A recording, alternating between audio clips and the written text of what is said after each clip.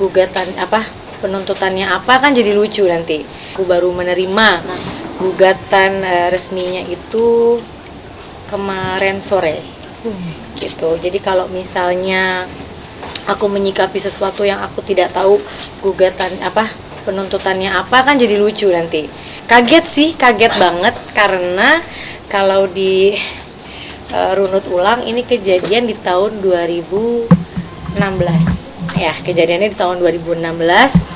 Saya mengenal beliau di tahun 2015. Kebetulan aku yang mengajak waktu itu nyari beberapa orang yang memang menurut aku ahli di bidang kecantikan gitu. Setelah ketemu beberapa orang, waktu itu yang paling aktif adalah beliau yang paling aktif ke aku. Akhirnya kita bertemu dan kita memutuskan untuk membuat kerjasama.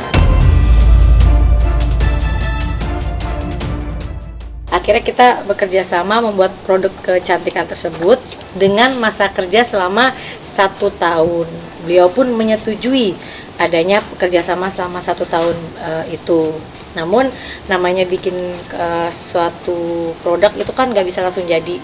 Ada prosesnya beberapa bulan. Di saat beberapa bulan itu kita mulai memahami sifat masing-masing, mulai mengenal satu sama lain. Sampai akhirnya produk itu keluar di tahun 2016, saya lupa persisnya bulan apa, tapi itu di tahun 2016.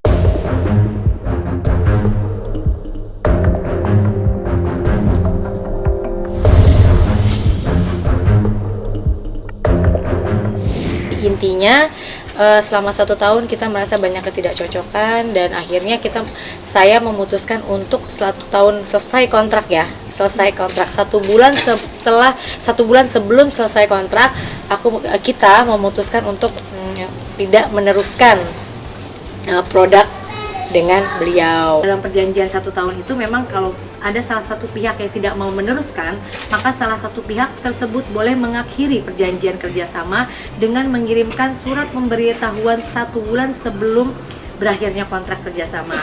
Dan itu sudah kita lakukan, tapi tidak diberi tanggapan oleh beliau, hanya WA saja. Dia bilang tidak mau berhenti.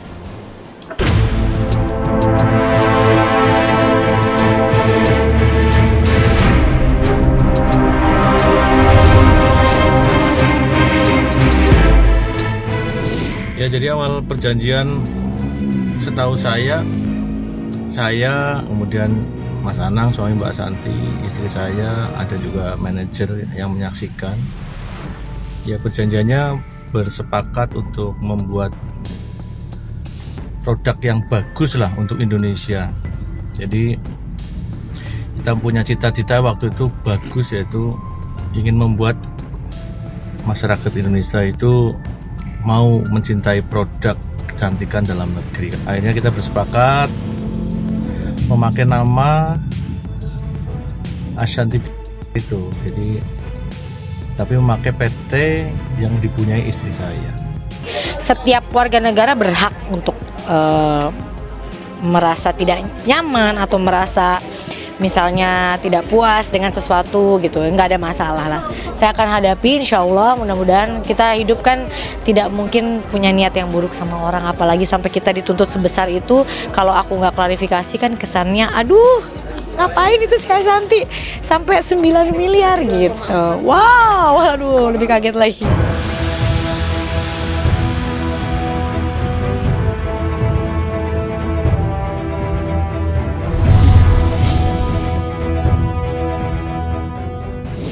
Untuk perkara Ibu Ashanti Astuti benar telah digugat di PN Tangerang pada hari Rabu tanggal 26 Juni 2019. Untuk berapa miliarnya kita juga belum bisa memastikan Pak ya, karena berkas sudah ada di hakim. Diri saat ini bukan saya yang menggugat tapi istri saya ya. Jadi saya sebagai saksi karena memang ikut mendampingi beberapa proses yang di situ. Dan ketika keputusan kemarin menggugat Mbak Ashanti dan usahanya, ya karena ada ketidakpuasan ketika ada beberapa hal yang berlarut-larut merasa tidak diselesaikan oleh Mbak Ashanti menurut istri saya.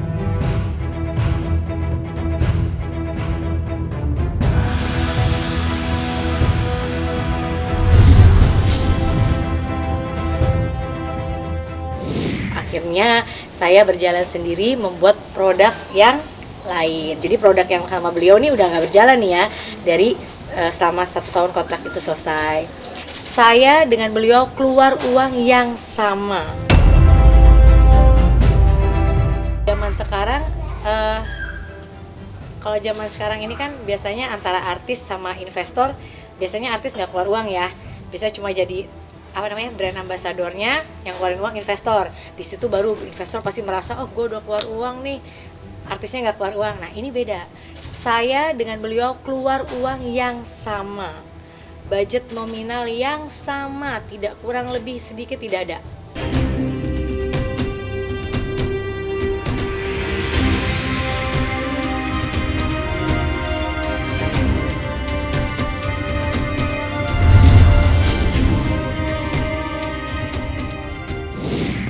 Sebenarnya kaget banget sih gitu, kaget karena kalau orang nuntut itu kan biasanya kita ngalamin kerugian, terus modal saya nggak berlipat-lipat jadinya malah rugi baru nuntut.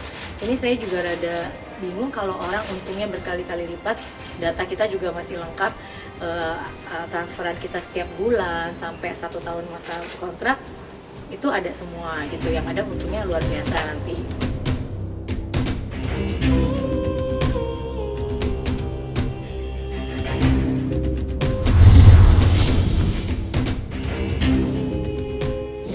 Saya kaget aja dituntut tiba-tiba 9 miliar. Jadi dari mulai berakhir kontrak sampai hari ini dia merasa masih harus dapat keuntungan dari saya, sedangkan produk yang saya sama dia udah nggak dijual.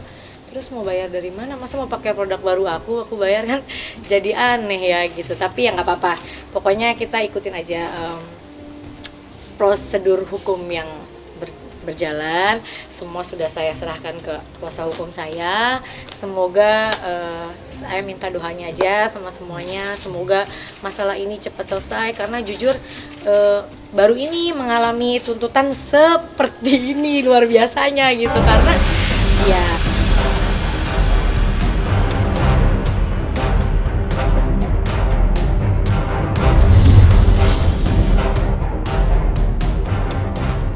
beberapa perjanjian yang disepakati bersama, ditulis bersama, kemudian ada adendum dan sebagainya, kemudian merasa diingkari begitu saja. Nah ini yang klarifikasinya ini yang akan dijabarkan nanti, karena sudah mencoba dijelaskan, katanya mereka berdua berdiskusi bahkan sampai ada manajer, dan artinya istilahnya juga konsultasi dengan pos bakum di pengadilan dan sebagainya. Ada beberapa hal misalnya pajak dan lain-lain yang sudah tertera di Pengadilan Negeri Tangerang.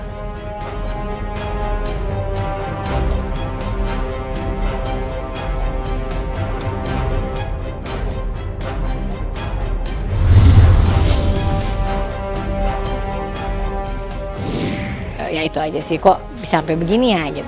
Nggak senang malah support luar biasa, dia malah yang menguatkan, dia malah yang udah kita hadapi. Selagi kita benar, segala sesuatu harus dihadapi dengan pikiran yang positif. Gitu. Dalam proses pengumpulan pajak dan pinjaman uang itu diurus oleh Bunda atau manajemen atau dari akun sih? Bersama. Segala sesuatu, saya yakin tipe orang seperti beliau itu sangat rinci, sangat detail ya. Jadi apa yang dia keluarkan, saya harus keluarkan gitu. Jadi kita sama-sama lah. Insya Allah siap. Nah, ya, makasih.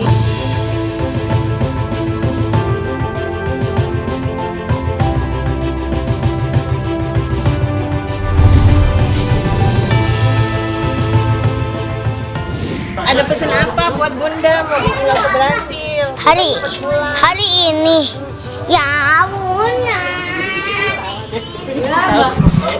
Berat sih, tapi ada sesuatu yang memang harus dikerjakan di sana. Ya.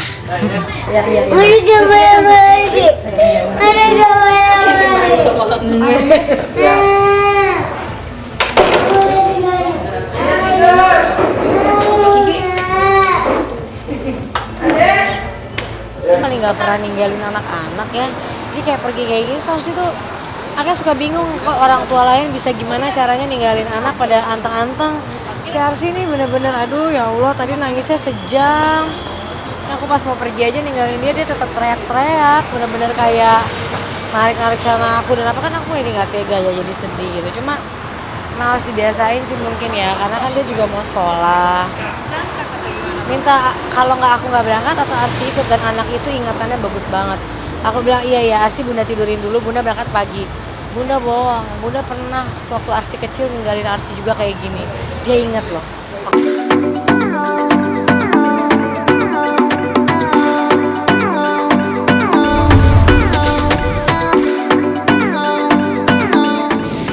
Ada kerjaan.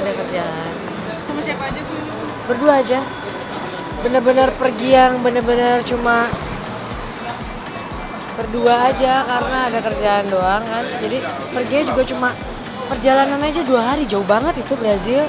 Perjalanan 2 hari, pulang 2 hari. Di sana cuma 5 hari. Ya di sana 4 hari ya, Bang.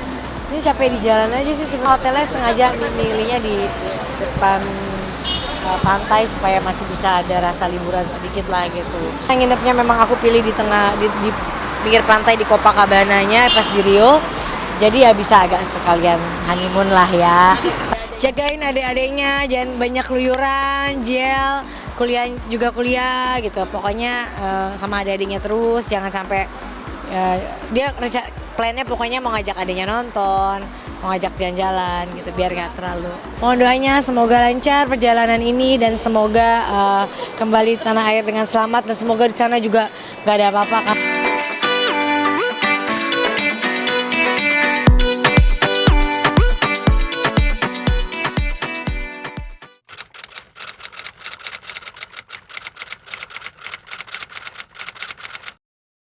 Jadi jangan lupa untuk subscribe Cumi Cumi. Ditekan ya tombol lonceng merahnya.